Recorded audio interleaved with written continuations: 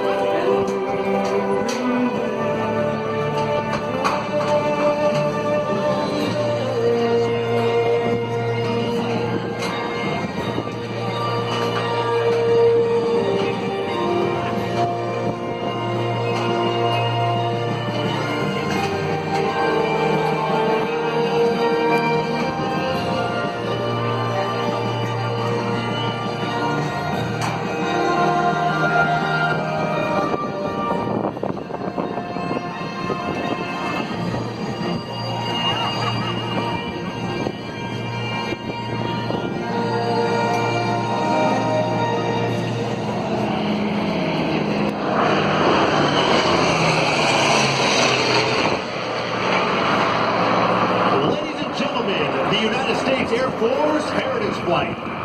We hope you have enjoyed watching and taking pride in this rare display of more than 70 years of air power heritage. The Air Force is celebrating its 70th birthday this year. Since 1947, American airmen have been breaking barriers in air, space, and cyberspace, resulting in a force that provides unparalleled global vigilance, reach, and power.